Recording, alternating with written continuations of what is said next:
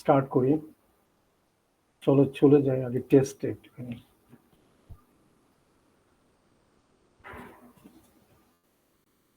এই একটা ঝামেলা।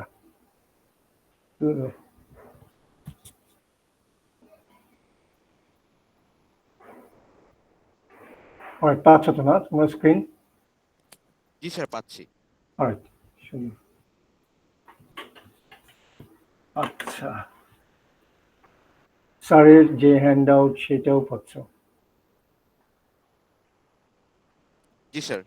ওকে, তাহলে আমরা দেখো এখানে 4.7, হ্যাঁ, computation of normal and critical slopes. তার মানে এখন আমরা এর আগে করেছি যে নর্মাল ডেপথ, তার আগের চ্যাপ্টারে করেছি ক্রিটিক্যাল ডেপথ। এটা কি?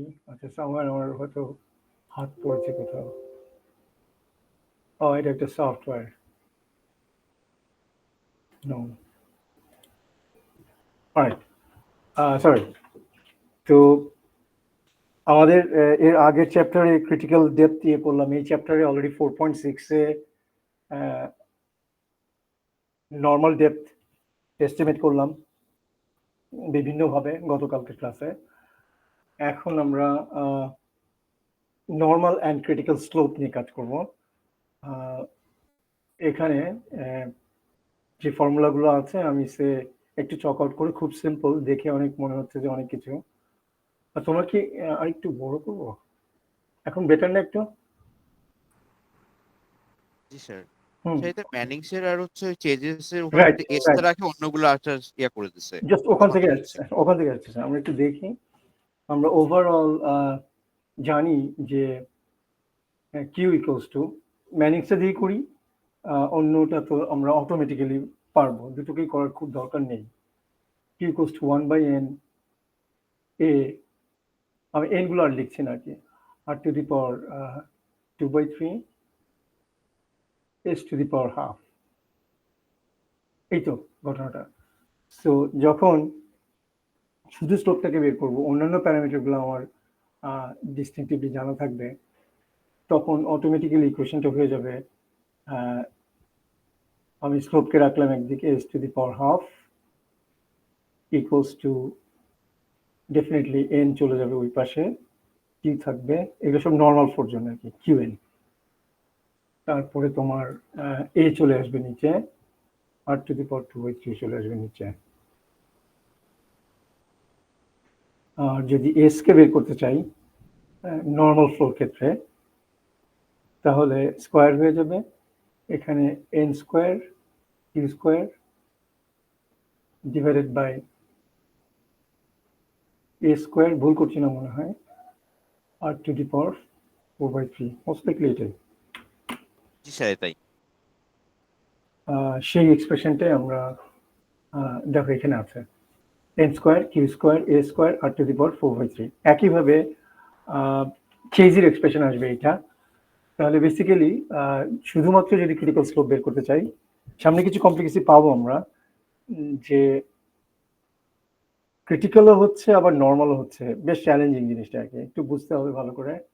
বাট আমরা জানলাম যে critical slope, sorry normal slope, যেহেতু ইকুয়েশনটা নর্মাল ফ্লোর ইকুয়েশন ইউজ করছি, যেটা আমরা করলাম কি ইকুয়ালস টু 1/n, সো এটার স্লোপটা হবে normal slope, automatically S N equals to চলে আসবে। আচ্ছা ফাইন। এখন খুব সম্ভবত আমাদের একটা প্রবলেম করলে জিনিসটা একটু বেশি ক্লিয়ার হবে, আমরা আসছি আস্তে আস্তে। 413 example, a rectangular channel has a bottom width of 6 meter, alpha এত, n equals to 0.02। আচ্ছা, কেউ কেউ ইন করতে চাচ্ছে। আমাদের অ্যাটেন্ডেন্সও দুইটা আসলো কেন এখানে? 12 জন মাত্র আছে আমরা, কেন এটা হলো বুঝলাম না। আমাদের কি কোড কি, তোমরা ঢুকতে পারছো তো সবাই? আচ্ছা, দুইটা উইন্ডো কেন আমার এখানে? someone wants to join meeting, fine, কিন্তু আমার কাছে তো রিকোয়েস্ট আসছে না জয়েনিং, someone wants, ঠিক আছে দিলাম, সেটাও পাচ্ছি। তোমরা কি স্ক্রিন পাচ্ছ? জি স্যার। আচ্ছা, অ্যাডমিট, কারো কারো এই এটা আসছে, এবং আজকে অ্যাটেন্ডেন্স আমাদের অনেক কম। ভার্সিটির মেইল দিয়ে জয়েন যারা করছে তাদের এইটা আসছে স্যার। ভার্সিটির মেইল দিয়ে করলে সরাসরি ঢুকতে পারবে না? জি স্যার, ঢুকতে পারবে। সহজে ঢুকতে পারবে না? আচ্ছা, বাইরে থেকে ঢুকতে গেলে তখন অন্য অ্যাড্রেস দিয়ে ঢুকতে গেলে তখন অ্যাডমিশনের জন্য পারমিশন লাগছে, তাই না? এই তো? জি স্যার। ওকে, ঠিক আছে, তাহলে লেট আস প্রসিড। আমরা কোনো একটা প্রবলেমকে মানে বুঝতে চাচ্ছিলাম। আহ, আমাদের প্যারামিটারগুলো দেওয়া আছে, আহ, এবং সেখানে নর্মাল ফ্লো হচ্ছে, বলাই আছে আগে থেকে। এই যে ইন্টারাপশনটা হচ্ছে, এই জন্য আমার ফিজিক্যাল ক্লাসগুলো বেশি ভালো লাগে। সামওয়ান ওয়ান্টস টু জয়েন, ঠিক আছে, অ্যাডমিট অল, অ্যাডমিট অল। আচ্ছা, লেট আস প্রসিড। তো নর্মাল ডেপথ আছে 1 মিটার, হ্যাঁ, এবং ডিসচার্জ হচ্ছে 11 মিটার কিউব পার সেকেন্ড। এখানে আমার যে কার্সরটা, হ্যাঁ, এইটা কি তোমরা দেখতে পাও? এই যে জি স্যার, হাতটা, পাচ্ছি। এই হাতটা দেখতে পাও, তাই না? চমৎকার, তাহলে ভালো। প্রথমে বলছে যে for hn equals to 1 metre and q equals to 11 metre determine the normal slope। কিছু না, আমরা একটু আগে যে ইকুয়েশনটা দেখলাম সেই ইকুয়েশনে বসালেই আমরা অটোমেটিক্যালি পেয়ে যাবো যে কিউ দেওয়া আছে আর hn দেওয়া আছে। hn থেকে আমরা চেজির ইকুয়েশন হোক বা ম্যানিক্সের ইকুয়েশন হোক, আমরা এও পেয়ে যাব, আরও পেয়ে যাব, আর কিউ তো দেওয়া আছে। সেখান থেকে অটোমেটিক্যালি আমরা এসএন পাবো। ম্যানিক্সের ইকুয়েশনের ক্ষেত্রে এন লাগবে, সেটা দেওয়া আছে। যদি চেজি দিয়ে করতে বলতো তাহলে সি ভ্যালু দেওয়া থাকতে হতো।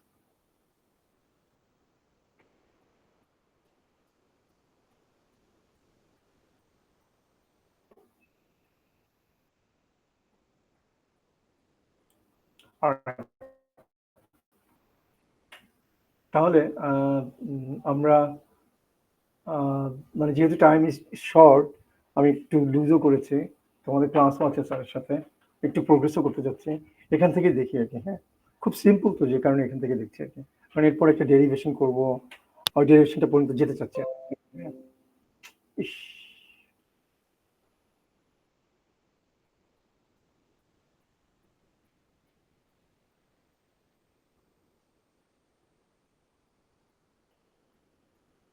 alright।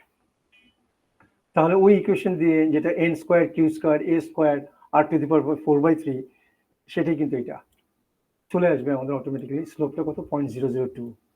এরপরে একটা প্রবলেম বলছে determine the critical slope for Q equals to 11 metre cube per second.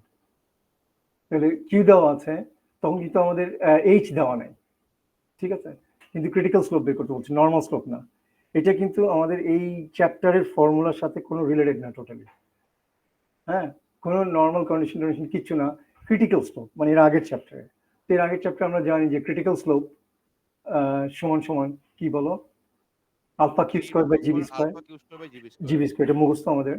Just বসাও, সেই অনুযায়ী আলফা ভ্যালু দেওয়া আছে, কিউ স্কোয়ার আছে, জি তো জানি, বি দেওয়া আছে, অটোমেটিক্যালি ক্রিটিক্যাল স্লোপ বের হয়ে আসবে 0.73 মিটার, ঠিক আছে। এখন বলছে সুতরাং hn ইকুয়ালস টু hc। এই যে সুতরাংটা বলছে কেন? এখানে কোয়েশ্চেনে বলছে ডিটারমাইন ক্রিটিক্যাল স্লোপ ফর এত, তারপর determine the critical slope for hn equals to 1 metre. যখন এরকম ক্রিটিক্যাল ফ্লো হবে, হ্যাঁ, এই ক্রিটিক্যাল ফ্লো যখন হবে তখন আমি এইচটা পেয়ে যাচ্ছি কত? 0.73। সেই অবস্থাতে যদি আমার নর্মাল ফ্লো হয় সেই সিচুয়েশনে, তখন আমার কি হবে ক্রিটিক্যাল স্লোপটা? আমরা কিন্তু এইচসি বের করলাম টোটালিতে। তাহলে সেই প্রেক্ষাপটে এইখানে একটু মিস্টেক আছে, এখানে এইচএন ইকুয়ালস টু এইচসি হবে না, এটা কেটে দাও এইচএনটা, কারণ এটা হচ্ছে এইচসি, এখানে এইচএন এর কোনো সম্পর্ক নেই কিন্তু, ঠিক আছে। একদম পুরো প্রবলেমটাতে এক্সক্লুসিভলি বলছে ডিটারমাইন দ্য ক্রিটিক্যাল স্লোপ। আমরা ক্রিটিক্যাল ডেপথ বের করলাম, সেই অনুযায়ী এখন আমার এ এগুলো হয়ে যাবে চেঞ্জ, কারণ এইচসির উপর ডিপেন্ড করবে এ আর আর। তাহলে এ পাচ্ছে রেক্টেঙ্গুলার বিএইচ, আর পেরিমিটার বের করে তখন আমরা আর ইকুয়ালস টু এ বাই কি করে আলটিমেটলি আর পেয়ে যাব। তো সেটাই যদি বসাই তখন 4.36, যেটা কিনা আমাদের এরিয়া, আর পেরিমিটার হচ্ছে 0.58, সেটা এই ইকুয়েশনে বসাবো। নর্মাল যে ইকুয়েশন ছিল সেই ইকুয়েশনে বসাবো, N square Q square A R to the power 2/3, ঠিক আছে। স্যার বসালে, হ্যাঁ বলো। যদি এই সেন্টার যদি এইচসি না হয় তাহলে স্যার এসসির ওখানে আমরা কিভাবে স্যার মানে রাইট এইচসি তে রাইট, বসাচ্ছি? এখানে এইচএনটা এইচসি হবে, এখানে আমি একটু উইথড্র করি আমার এটা, আমি এই প্রবলেমটাকে একটু অন্য ইয়েতে নিচ্ছিলাম, বাট এখানে বেসিক্যালি এইচএন এবং এইচসি সমান, বিকজ ক্রিটিক্যালও হচ্ছে আমার নর্মাল, আমি প্রথম দিকে ঠিক যাচ্ছিলাম, তারপরে আবার একটু মিসগাইড করেছি তোমাদেরকে। ক্রিটিক্যাল ফ্লো হচ্ছে আবার সেই অবস্থাতে আমার নর্মাল ফ্লো কত হবে, ক্রিটিক্যাল এবং নর্মাল দুটো একসাথে রাখো, যে কারণে এইচএনসি দিয়েছে। এটাকে তোমরা এইভাবে করতে পারো, এইচসি ইকোয়ালস টু এইচএন অথবা এইচএনসি, মানে ক্রিটিক্যাল ফ্লো হচ্ছে আবার নর্মাল ফ্লো হচ্ছে। আমি এখানে আসি,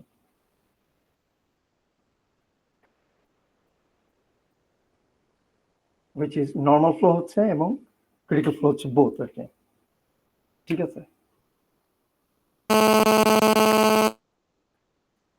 সাউন্ড হলো কেন, তোমরা কি সাউন্ড পেয়েছো? জানি না। জি স্যার পেয়েছি। হ্যাঁ, জি স্যার, সাউন্ড পাচ্ছি একটা। ঠিক আছে, দেখা যাক কি জন্য জানি না। আহ, আমি জানি না, মানে আমার যেটা হয়, আমার ল্যাপটপে অনেক উইন্ডো ওপেন করা থাকে। তোমরা দেখতে পাচ্ছ এখানে উইন্ডো, ট্যাব, উইন্ডো তো না, ট্যাব গুলো দেখছো? এবং জি স্যার। কিছু কিছু ক্ষেত্রে আমার এখন ট্যাব আছে 1500 ট্যাব ওপেন আছে, 1500 ট্যাবস। তো আমি আস্তে আস্তে কাজ করি এগুলো নিয়ে বিভিন্ন ইয়েতে। তো যে কারণে একটু অনেক সময় ইয়ে হতে আমি ভয় পাচ্ছিলাম, কোয়াইট ওকে আমরা। ও মাই গড, যে সমস্যা, সাউন্ডের সমস্যা হচ্ছে না? হ্যালো, জি স্যার, সাউন্ড হচ্ছে একটা স্যার।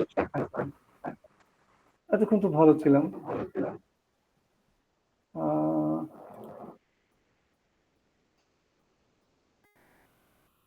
তোমরা স্ক্রিন পাচ্ছ? জি স্যার। জি স্যার, স্ক্রিন দেখা যাচ্ছে। আচ্ছা আচ্ছা, কিন্তু সাউন্ডের সমস্যা হচ্ছে না এটা কি? আপনি একটু স্যার ওই যে রাফিকে ওইটা একটু মিউট করে দেন স্যার, তাহলেই হয়ে যাবে। কাকে রিমুভ করবো? আচ্ছা দাঁড়াও তো একটু দেখি।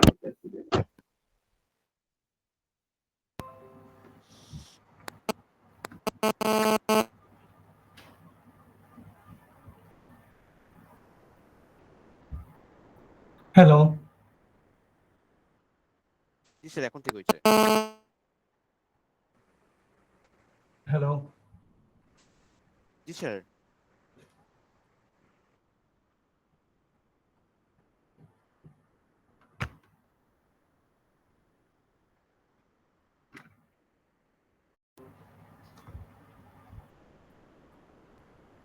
তোমরা আমাকে পাচ্ছ? জি স্যার পাচ্ছি। সাউন্ড বোধহয় ওকে। আমার কাছে মনে হচ্ছিল মাইক্রোফোনের ইয়েতে কোনো কিছু হচ্ছে কিনা, সেই জন্য আমি একটু ওইটাকে একটু খুলে নিলাম আর কি। হ্যাঁ, হোপফুলি শুড বি ওকে। আমরা আস্তে আস্তে আগাই। তাহলে এখানে এইচএনসি বলে একটা কনসেপ্ট আসলো, যেখানে ক্রিটিক্যাল ফ্লো হচ্ছে আবার নর্মাল ফ্লো হচ্ছে। ক্রিটিক্যাল হচ্ছে, হ্যাঁ নর্মাল ফ্লো হচ্ছে, দুটো একসাথে। তো সেই ক্ষেত্রে স্লোপ দেখো একটু, আগে যে স্লোপটা ছিল 0.002, স্লোপ জেনারেলি ক্রিটিক্যাল স্লোপ গুলো একটু স্টিপার হয়, তাই হচ্ছে 0.005। হ্যাঁ, এটা হচ্ছে জেনারেল একটা নোশন। আমরা এই আইডিয়াটা পেয়েছি গত ইয়ে থেকে, যে স্টিপার হলে, স্টিফনেস বাড়লে তখন ডেপটা কমে আসে। দেখো আগের ডেপ ছিল 1 মিটার, এখন ডেপ 0.73। হ্যাঁ, একটা পার্টিকুলার ডিসচার্জ কিন্তু আগের মতো আছে। থার্ড একটা প্রবলেম এখানে ইয়ে করছে, determine the critical slope for HN equals to 1 metre. এখন কিন্তু এইচএন আমার আগের মতো, যে প্রথমে ছিল এইচএন 1 মিটার, সেটার জন্য করেছিলাম আমরা, কিন্তু পরবর্তীকালে আমরা যখন ক্রিটিক্যাল স্লোপ বের করলাম, তখন ক্রিটিক্যাল হতে গেলে তখন কিন্তু আমার 0.73 মিটার, ওই ওই 11 মিটার কিউব পার সেকেন্ড বা 11 metre cube per second maintain করতে গেলে তার হেডটা লাগছে 0.73। বুঝতে পারছো জিনিসটা? এখনকার যে প্রবলেমটা সেখানে আবার ডিফারেন্ট, বলছে যে এইচএনও 1 মিটার হবে, আবার এইচসিও কত 1 মিটার হবে, 0.73 না, কিন্তু 0.73 আমরা বের করে নিয়েছিলাম particularly 11 metre cube per second, এই ধরনের একটা ডিসচার্জের জন্য তখন আমরা এইচসিটা বের করে নিয়েছিলাম, এবং সেটাকে নর্মাল ডেপথ ধরে তখন প্রোগ্রেস করেছিলাম। এখন নর্মাল ডেপথ হচ্ছে 1 মিটার। তাহলে নর্মাল ডেপথ যদি 1 মিটার হয়, এবং তখন ক্রিটিক্যালিজমও হচ্ছে এবং নর্মালিজমও হচ্ছে, দ্যাট ইজ ইউনিফর্ম ফ্লো হচ্ছে আবার ক্রিটিক্যাল ফ্লো হচ্ছে। তাহলে 1 মিটারকে এইচএন এবং এইচসি দুটো হিসেবে রাখতে গেলে তখন ডিসচার্জ চেঞ্জ হয়ে যাবে। আমরা দেখি ডিসচার্জের ইকুয়েশন ওই same, HC equals to alpha Q square by GB square, ওখান থেকে কিন্তু আসবে। ইকুয়েশন আবার এইভাবে লিখতে হবে না, তুমি alpha Q square by GB স্কোয়ারকে আলটিমেটলি এই এক্সপ্রেশন অটোমেটিক্যালি নিয়ে যেতে পারবা। এইচসি দেখো equals to HN equals to 1 metre,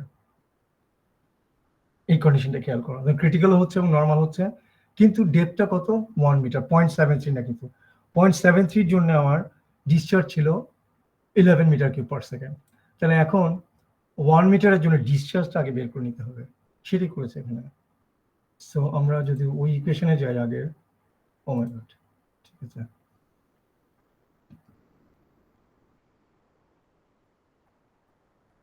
আগের ইকুয়েশনে যদি যাই আমরা, তাহলে HC equals to alpha Q square divided by GB square to the power 1/3 না? জি স্যার, 1/3। হ্যাঁ, আবার আচ্ছা, তাহলে সেখান থেকে আমরা কিউটাকে বের করে নিয়ে আসতে পারবো। আলফা কিউ স্কোয়ার, তুমি আর তোমাদের তো মুখস্থ আসলে, হ্যাঁ, এই মুহূর্তে তোমাদের মুখস্থ থাকবে ইকুয়ালস টু এইচসি স্কোয়ার। তখন সেখান থেকে কিউ এর এক্সপ্রেশন আসবে, আসলে তখন আমাদের এইচসি বসাবো ওই 1 মিটার, এবং এইচএন তো 1 স্যার মিটার আছে। এইচসি কিউব হবে না? হ্যাঁ, বুঝতে পারিনি। স্যার এইচসি কিউব হবে। এইচসি কিউব, রাইট, হ্যাঁ, 1/3 আছে, হ্যাঁ, ঠিক আছে। তাহলে সেখান জি থেকে স্যার। এইচসি কিউব যদি আসে, তাহলে কিউ স্কোয়ার করার জন্য যা লাগে এক্সপ্রেশন, সেটা তোমাদের জেনারেলি মুখস্থ থাকে, সেটা হচ্ছে এই যে এটা, Q equals to G divided by alpha root B HC to the power half 1.5 আর কি, যা আসে আর কি। দ্যাট মিনস এই ইকুয়েশন থেকে যা আসে তোমরা মুখস্থ রাখতে পারো। এটা এটা তো লাগে সবসময় বিভিন্ন ইয়েতে, অথবা তোমরা এক্সপ্রেশন বের করে নিতে পারো। তাহলে এইচসি টু দি পাওয়ার 3 যদি এটা হয়, তাহলে অটোমেটিক্যালি এখন বাকি এটা যা আসে আর কি, হ্যাঁ, জিবি স্কোয়ার সেই হিসেবে যা আসে আর কি। তাতে করে আমার এইচসি হচ্ছে 1, বি তো 6 মিটার, আলফা দেওয়া আছে, জি এর ভ্যালু আমরা জানি, ডিসচার্জ দেখো চেঞ্জ হয়ে গেছে 70.76 মিটার কিউব পার সেকেন্ড। এখন এই ডিসচার্জের জন্য এইচসিও হচ্ছে, আবার বলো এইচএনও হচ্ছে, এবং সেই অবস্থাতে আমার স্লোপটা কত হবে। দ্যাট মিনস এখানে যে ঘটনাগুলো ঘটছে তোমরা এক্সপ্রেশনটা এইভাবে আনতে পারো,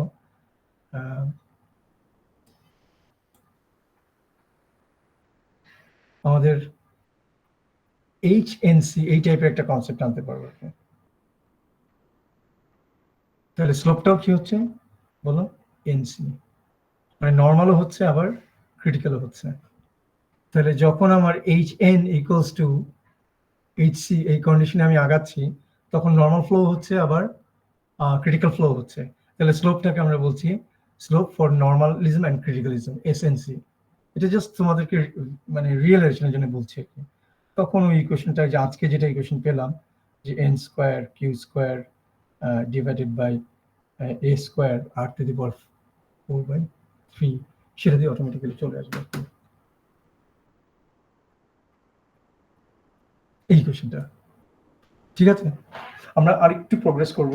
তোমাদের যেহেতু দৌড়াদৌড়ি করতে হবে না, এক ক্লাস থেকে আরেক ক্লাসরুমে যেতে হবে না, আমরা আরো 15 মিনিট প্রায় পাচ্ছি। আর তোমরা অ্যাটেন্ডেন্সটা এখানে ইয়ে করে দিতে পারো। তোমরা আছো?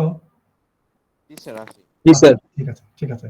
আর তোমরা এই দেখো এখন জয়েন করছে ক্লাসে, হ্যাঁ, এই হচ্ছে অনলাইন ক্লাস।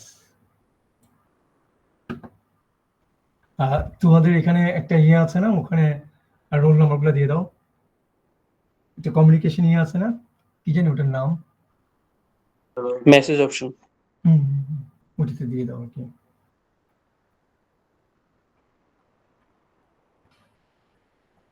ষোলো জন, কিন্তু এটা তো তোমাদের, এটা আমি পাবো কিভাবে বলো তো, আমি ভুলে গেছি এখান থেকে।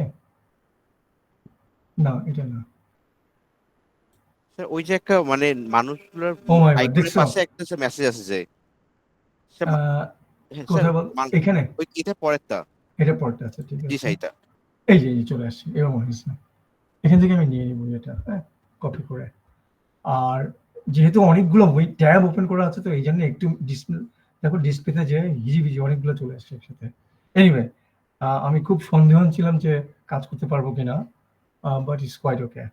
আমরা মাঝখানে একটু ইন্টারাপশন হবে, ইন্টারাপশন ছাড়া মোটামুটি আগিয়ে গেছি। চলো আরেকটা সেক্টরে যাই, সেটা হচ্ছে channel section with composite roughness.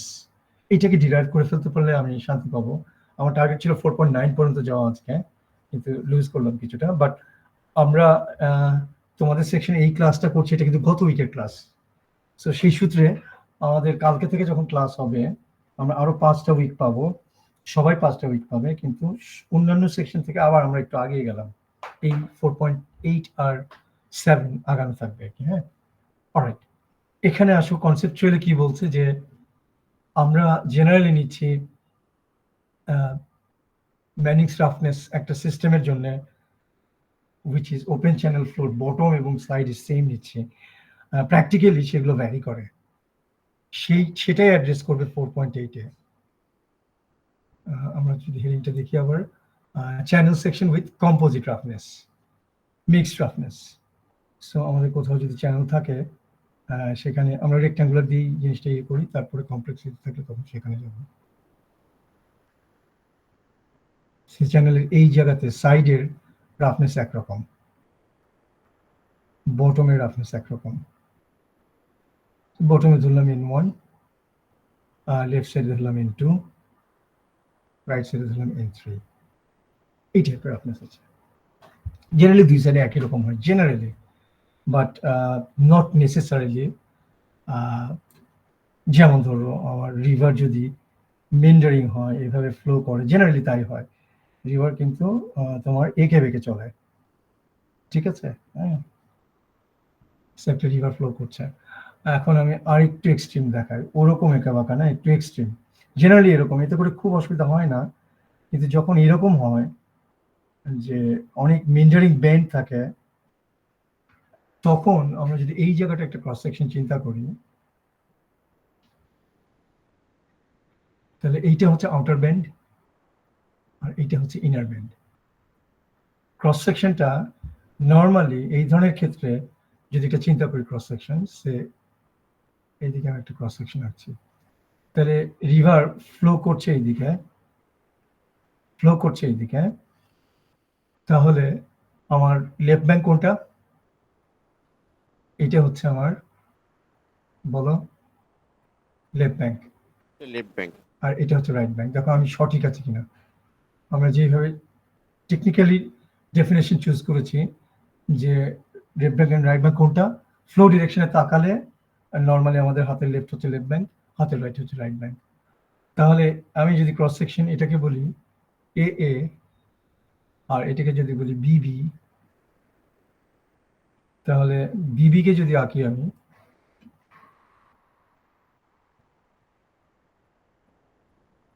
Section বিবি, তাহলে জেনারেলি আমরা যেটা পাবো, এটা রিভারের একটু রিয়েল সিনারিতে যদি চিন্তা করি, দুটো সাইডই মোটামুটি ভাবে একই, তাহলে এটাও আমার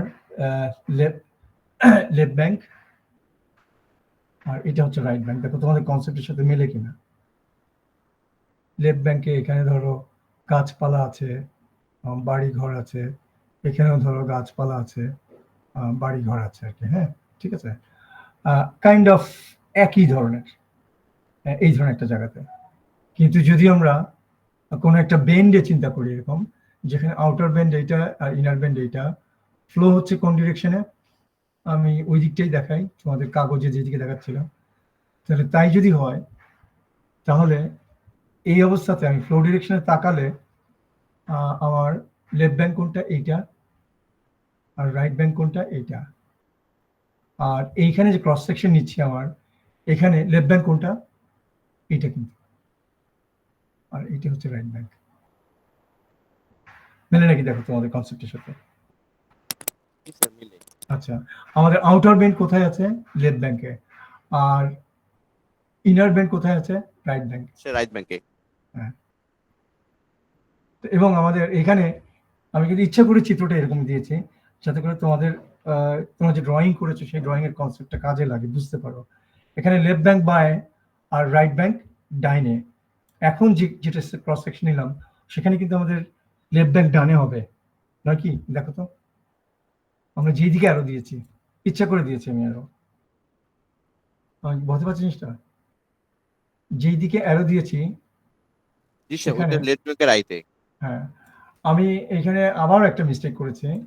এখানে অ্যারোটা যে দিয়েছি তাতে করে লেফট ব্যাংক কোনটা হবে বলো তো? আমি ভুল করেছি আবার। স্যার ওইটাতে স্যার লেফট ব্যাংক তো হবে নিচে, রাইট ব্যাংক তো হবে উপরে। না, এই যে এইটাতে এই ফিগার লেফট ব্যাংক কোনটা হবে? আমি অ্যারো দিয়েছি এইদিকে, দেখো স্যার এদিকে লেফট ব্যাংকটা যেখানে লিখছেন ওখানে রাইট ব্যাংক হবে, হ্যাঁ উল্টা হয়ে গেছে মনে হয়। উল্টো হয়েছে, এক্স্যাক্টলি। আর এখানে হবে আমার রাইট ব্যাংক। আচ্ছা এখন আচ্ছা ঠিক আছে, সিমিলার রাখি এটাকে, আর এটা নিয়ে আর বেশি প্যাচাল করবো না। আমি যেটা করছি যে এখানেও লেফট ব্যাংকে আমার কি হচ্ছে বলো? Outer band. আর রাইট ব্যাংকে হচ্ছে আমার ইনার ব্যান্ড। আউটার ব্যান্ডে যেটা হবে জেনারেলি এই ধরনের মেন্ডারিং এ রিভার কাট হয়, রিভার অনেক ইরোশন হয়, খাড়া থাকে পাটটা। আর আমি এটা খুব এক্সাক্ট করে রাখলাম। আর লেফট ব্যাংকটা সেখানে কিন্তু জিনিসটা অতটা ইয়ে হবে না, লেফট ব্যাংকটা খুব মাইল্ড হবে আর কি। এই টাইপের একটা ক্রস সেকশন, একটা ট্রায়াঙ্গেল এবং রেক্ট্যাঙ্গেল মিলে আর কি। এটা ধরো বাড়ি ঘর আছে এখানে, বাড়ি ঘর আছে এখানে, এইটা রাইট ব্যাংক, এটা লেফট ব্যাংক, আর এটা রাইট ব্যাংক। এই জায়গাগুলো ইরোশন হয় বেশি। আমি এইখানে আবার দেখাই ছবিটাকে, আমরা বেন্ডটা এইভাবে নিচ্ছিলাম এবং আমি বলছিলাম আউটার বেন্ড হচ্ছে লেফট ব্যাংকে, ফ্লো হচ্ছে এইভাবে। তাহলে লেফট ব্যাংক ওইটা, রাইট ব্যাংক এটা। আমরা ক্রস সেকশন যেভাবে নিলাম, এইটা লেফট ব্যাংক আর এটা রাইট ব্যাংক। পানি এসে হাইড্রোডাইনামিক ফোর্স এখানে হিট করবে, হিট করে এই জায়গাগুলো ক্ষয় করবে এবং পার্টটা জেনারেলি অনেক খাড়া থাকবে, কিন্তু ইরোশনটা এই পাশে বেশি হবে না, সেখানে বরং ডিপোজিশন হবে। এখানে ভেলোসিটি অনেক বেশি থাকবে, সেডিমেন্টগুলো এখানে এনার্জির জন্য থাকতে পারবে না, সেডিমেন্টগুলো সরে যাবে, কাট অফ হবে, খাড়া হয়ে যাবে পার্টটা। আর এই পাশটাতে ইনার ব্যান্ড, সেখানে অত ভেলোসিটি থাকবে না। তুমি কি বুঝতে পারছো জিনিসটা কিছুটা? সব নদীতে সেডিমেন্ট গুলো জমে যাবে। রাইট, সব নদীতেই বেন্ডে দেখবা যে এই জায়গাগুলোতে বার জমে আর কি, হ্যাঁ, চরের মতো হয় হালকা। ইনার বেন্ড গুলার স্লোপ গুলো মাইল্ড হয়। এই পাশের লোকজন যারা সাঁতার জানে না তারা গোসল করতে গিয়ে অত বেশি মরে না, কিন্তু এই পাশের লোকজন যারা সাঁতার জানে না যদি এরকম কেউ যায় তারা দেখবে যে ডুবে মারা যায়, এরকম ঘটনা অনেক ঘটে বেন্ডের, আউটার বেন্ডে। মোস্ট অফ দ্য ক্ষেত্রে বাচ্চারা মারা যায় আউটার বেন্ডে। আউটার বেন্ডে যে গ্রামগুলো থাকে সেখানে বাচ্চাগুলো বেশি মারা যায়। ইনার বেন্ডে হয়তো বাবা মা থাকে সাথে, তখন মাইন্ড স্লোপে ধরে রাখে ওদেরকে, বা নিজেরাও ওরা অতদূর পর্যন্ত থাকে, কিন্তু এখানে পড়লেই কিন্তু একেবারে গভীর হয়ে যাবে। আউটার বেন্ডে যেটা হয় জেনারেলি মোস্ট অফ দ্য মিন্ডারে এখানে হিট করে, ফোর্সের জন্য এখানে ইরোশনটা বেশি হয়, তীরটাও খাড়া হয়। It's a very common feature এবং টেকনিক্যাল একটা feature for all the rivers. এবং এই পাশের যে স্লোপ তার রাফনেস আর এই পাশের যে সেডিমেন্ট প্যাটার্ন ডিফারেন্ট। এটা হচ্ছে প্যারেন্ট সেডিমেন্ট যেটা ল্যান্ড ফর্মেশনে ছিল, আর এগুলো হচ্ছে ডিপোজিটেড সেডিমেন্ট। সেখানে এন ভ্যালু আর এখানে এন ভ্যালু ভিন্ন হয়। এটা কাইন্ড অফ ট্রায়াঙ্গেল চিন্তা করি একটা, আর একটা ছোট্ট রেক্ট্যাঙ্গেল বা স্কোয়ার চিন্তা করি, তাহলে আমার এই ক্রস সেকশনটা হয়ে যায় ট্র্যাপিজয়েডাল একটা ক্রস সেকশন রিভার্টার। বাট আমরা সিম্পল করে নিচ্ছি জাস্ট রেক্ট্যাঙ্গুলার, এবং চিন্তা করছি যে কয়েকটা পার্টস 42 বেজে গেছে, মাই গড, থাকে অসুবিধা নেই, আমি আর আগাবো না, কারণ ডেরিভেশনটা ডিটেল যেতে হবে। স্যারের ক্লাসটা একবার আমি ভাবছিলাম হবে না, রাফিক বলতেছিল স্যার কনফার্ম করেনি, কিন্তু যেহেতু 11টায় আছে, তোমাদের অ্যাটেন্ডেন্স টু হয়ে গেছে না? অ্যাটেন্ডেন্স হয়ে গেছে না? জি স্যার। আমি আর 7 মিনিট নেই, তাহলে ভালো হবে। হ্যাঁ, কারণ তোমাদের তো ইন্টারাপশন নাই এখন, ধরো সবাই তো রেস্টে আছো। সো বেসিক্যালি এখানে অ্যানালজিটা দিয়ে যদি আমি দেখাই তাহলে দেখবো যে সহজ একটা এক্সপ্রেশন পাবো। এখানে n2 ধরলাম আমরা, এখানে n1, এই যে ভিন্ন টাইপের হয় সেটার একটা লোকজ উদাহরণ দেখালাম আমি, প্লাস টেকনিক্যাল। হ্যাঁ, টেকনিক্যাল, এই যে বাচ্চারা যে মারা যায় ওই ঘটনাটা আমার অবজারভেশন ওই ধরনের ইয়েতে। আর আরেকটা হচ্ছে যে টেকনিক্যালি আমরা স্যান্ড বারগুলো পাই ইনার বেন্ডে, স্টিভ স্লোপ পাই আউটার বেন্ডে। আচ্ছা, এরকম সেট আছে আমরা ধরে নিচ্ছি কম্পোজিট মিক্সড। তখন বেসিক্যালি হর্টন নামে একজন আছে, তার একটা hypothesis, it works good. Horton's observation থেকে আমরা পাই U1 bar equals to U2 bar equals to U3 bar equals to U. That means এই চ্যানেলে ফ্লো হবে ওভারঅল ফ্লো হবে U bar, এবং এইখানে ফ্লোটা একটু চেঞ্জ হবে বিভিন্ন ইয়েতে। এই জায়গাটাতে রাফনেসের জন্য এক ধরনের চিন্তা করা হয় কিউ জেনারেট করে, এই ধরনের রাফনেসের জন্য এখানে আরেক ধরনের জেনারেট করা হয়, চিন্তা করা হয়, আর মাঝখানের এই পোর্শনটাতে আরেক ধরনের চিন্তা করা হয়। কিন্তু অ্যাজাম্পশনটা হচ্ছে ভেলোসিটি তাদের প্রত্যেকেরই সেম, ভেলোসিটিটা মেনটেন করে। U1 বার এই পোর্শনে যে ভেলোসিটি হয়, U2 বার আমি কি একটু মিস করেছি, এটা N3 আর এইটা N1, এটা N2, এটা N3, বরংটাকে N1 ধরলাম আর সাইডগুলোকে N2 N3 এইভাবে ধরলাম। তো অ্যাজাম্পশনটা হচ্ছে it is very good assumption, 100% truth না, বাট সবচেয়ে ভালো অ্যাজাম্পশন এখন এটাই, আমরা যতটুকু পর্যন্ত পারি।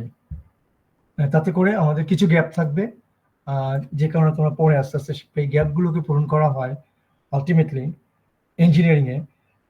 অনিশ্চয়তাগুলোকে পূরণ করা হয় ফ্যাক্টর সেফটি দিয়ে, সব জায়গাতে পাবা। যে সমস্ত সিস্টেমের অনিশ্চয়তাগুলো অনেক বেশি, অ্যাজাম্পশনগুলো অনেক দুর্বল, সেই সমস্ত সিস্টেমের ফ্যাক্টর সেফটি অনেক বেশি। আর যে সমস্ত সিস্টেমে অনিশ্চয়তাগুলো অত বেশি না, অ্যাজাম্পশনগুলো ভালো, ফর্মুলেশনগুলো অনেক স্ট্রং, সেই সমস্ত ক্ষেত্রে ফ্যাক্টর সেফটি অনেক কম হয়। সায়েন্সে ফ্যাক্টর সেফটি খুব বেশি লাগে না, একেবারেই লাগে না। সায়েন্স একদম স্ট্রেট ফরওয়ার্ড এবং মহাসত্য।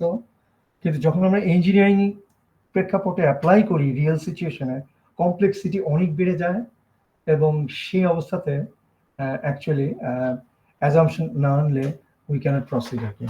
সো এখানে এই অ্যাজাম্পশন অনুযায়ী আমরা যদি ইকুয়েশন লিখি, formula U1 bar equals to 1 by N1 A1 R1 to the power 2 by 3 equals to U2 bar which is 1 by, কেউ চেষ্টা করছে বোধহয় ঢুকতে, এর আগে অনেকক্ষণ আগে কেউ চেষ্টা করছিল, তখন আমি I was occupied, আমি ইয়ে করিনি। আচ্ছা, এখানে এটাতে যাই, মানে ভিউয়ে দেখলেই হবে। এখন ক্লাসে ঢুকে কি করবে সে, কেন এখন ক্লাসে ঢুকে? এরকম হতে পারে, আমি এভাবে ধরে নিই অনেক সময় লাইন কেটে যায়। হ্যাঁ, এই জিনিসগুলো মাথায় রাখতে হবে। অনলাইন ক্লাসে একটা ইয়ে হয়, অনেক সময় লাইন ইউজ করে, তখন আবার ঢুকতে চায়, সেরকম প্রেক্ষাপট হতে চায়, মানে হওয়ার চান্স বেশি আর কি। চলো তাহলে আর একটু প্রসিড করি আমরা। 1 by N2 A2 R to the power R2 to the power 2 by 3, আমি একদম ধরে ধরে করি সাধারণত, এটা কিন্তু করা লাগবে না, এটা খুবই সহজ। আমি অ্যানালজিগুলো বলি তাহলে তোমরা করতে পারবে এই টাইমটা, তাহলে আমরা ইয়ে করতে পারবো। একইভাবে U3 হবে 1 by N3 A3 R3 to the power 2 by 3। সেখানে আমরা ওই যে সাবসেকশনে ভাগ করে নিয়েছি, এইটুকুর জন্য A1, এইটুকুর জন্য A2, এইটুকুর জন্য A3, এইভাবে চিন্তা করছি। আচ্ছা, এখন সমান সমান যে জেনারেল এক্সপ্রেশনটা সেটা লিখি আমরা, সেটা হচ্ছে 1 by N, that means N1 N2 N3 মিলে একটা ইকুইভ্যালেন্ট N জেনারেট হবে ওখানে, যেটা আমরা ক্যালকুলেট করবো ফাইনাল। কম্পোজিট যেই রাফনেস আছে ওই সিস্টেমের, সেই কম্পোজিট রাফনেস থেকে একটা ইউনিক রাফনেসে আসবো, ইকুইভ্যালেন্ট রাফনেসে আসবো, ম্যানিংস এনে আসবো ফর দ্য ফুল সিস্টেম।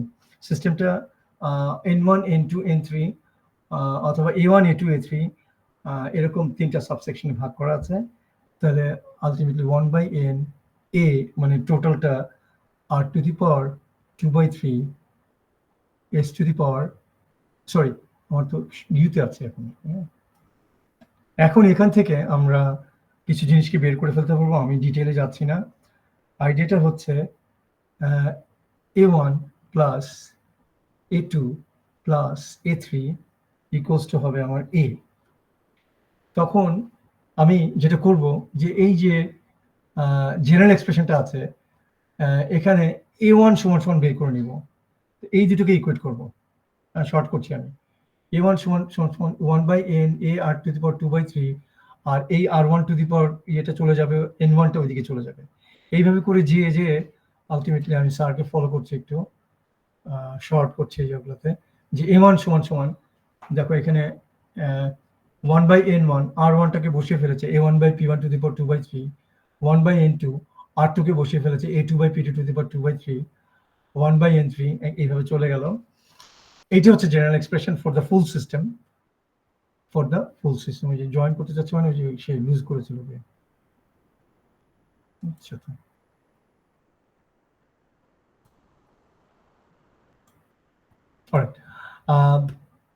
তারপরে করছে কি যে A1 কে সেগ্রিগেট করে নিচ্ছে এখান থেকে, এইটা সমান সমান ইকুয়েট করছে এইটা, A2 সমান সমান এইটাকে ইকুয়েট করছে, A3 সমান সমান এটাকে ইকুয়েট করছে। তখন A1 সমান সমান আমার N1/n P1/P এই ধরনের একটা এক্সপ্রেশন আসলো, A2 সমান সমান এরকম আসলো, A3 সমান সমান আসলো। এখন A সমান সমান A1 হুইচ ইজ এইটা প্লাস A2 তোমরা নিজে হাতে করবা, এবং মজার, কিন্তু জিনিসটা খুব খুব কঠিন না, ডিটেল। A3 সমান এটা পাবা, বসাবা। তোমার এখান থেকে দরকার হচ্ছে n কে বের করে নেওয়া, তখন তুমি নিজে পারবা কিভাবে n কে বের করতে হয়। You should know this things, simple math. তাহলে n কে একদিকে রাখবো আর সবকিছুকে আরেকদিকে নিয়ে যাব। আর ইন্টারেস্টিংলি আমরা A1 A2 A3 প্রত্যেককে a তে নিয়ে গেছি, তখন a গুলা কেটে যাবে, এখানে a এখানে a এখানে a এখানে a, দুই পাশে কেটে যাবে।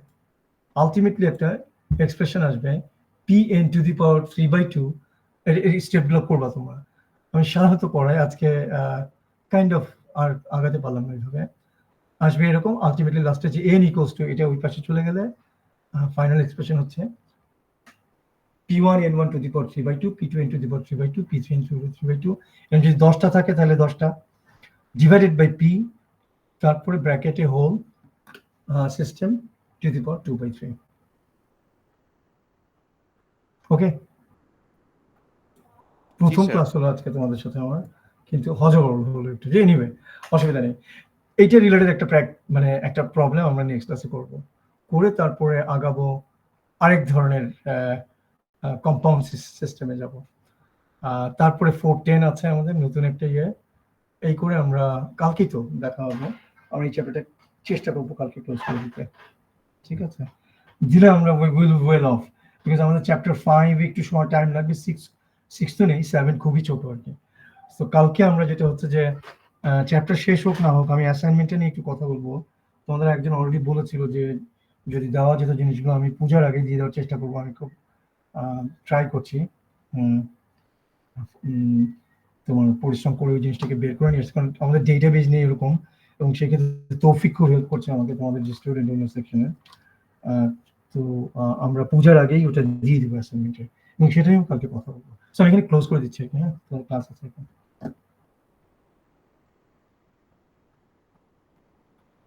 সো তোমরা লিভ করে ফেলতে পারো, আমি